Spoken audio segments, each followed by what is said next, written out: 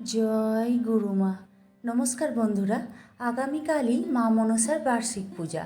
কিন্তু আপনি কি জানেন, শেষ মুহূর্তে কোনো একটি ভুলের কারণে আপনার পূজা সম্পূর্ণ বিফলে যেতে পারে। আর দেবী পদ্মাবতী ঠিক কোন ফুলটিতে সবচেয়ে বেশি প্রসন্ন হন?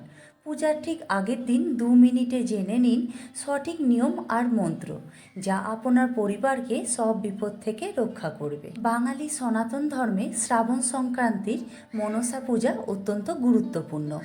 বাংলা পঞ্জিকা অনুসারে আগামী 1433 বঙ্গাব্দের 32শে শ্রাবণ মা মনসার বার্ষিক পূজা অনুষ্ঠিত হবে। ইংরেজি ক্যালেন্ডার অনুযায়ী এই তারিখটি হল 2026 সালের 18ই আগস্ট মঙ্গলবার। এই দিনেই ঘরে ঘরে দেবীর ঘট স্থাপন করে বিশ্বহরি মাতার আরাধনা করা হবে। এবার আসা যাক মায়ের প্রিয় ফুলের কথায়। দেবী ভাগবত ও পুরাণ মতে মা মনসার আরেক নাম হল পদ্মাবতী, তাই পদ্মফুল মায়ের অত্যন্ত প্রিয়। পূজায় পদ্মফুল অর্পণ করলে মা সবচেয়ে বেশি প্রসন্ন হন।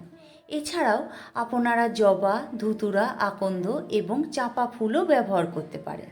পূজার প্রধান উপকরণ হিসেবে লাগবে একটি সিজ বা মনসা গাছের ডাল, কারণ এই গাছেই মায়ের অধিষ্ঠান বলে মানা হয়। সাথে লাগবে ঘট, গঙ্গাজল, সিঁদুর, প্রদীপ এবং মায়ের প্রিয় ভোগ কাঁচা দুধ ও পাকা কলা। এবার চলুন বন্ধুরা জেনে নেওয়া যাক মায়ের পূজার নিয়ম ও মন্ত্র। পূজার নিয়ম খুব সরল। সকালে স্নান সেরে শুদ্ধ বস্ত্রে পূজার স্থানে পিঁড়ির ওপর বালি দিয়ে সিজ গাছের ডালটি স্থাপন করুন। সামনে জলপূর্ণ মঙ্গল ঘট রাখুন। এরপর মন দিয়ে দেবীকে স্মরণ করে ফুল, চন্দন ও দুধ কলা নিবেদন করুন। হাতে ফুল এবং বেলপাতা নিয়ে এই মন্ত্রটি পড়ে মায়ের চরণে অর্পণ করুন।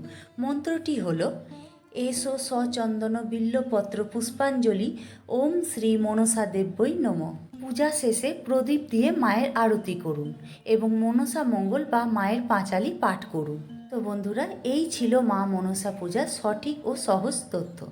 আশা করি ভিডিওটি আপনাদের পূজার প্রস্তুতিতে সাহায্য করবে।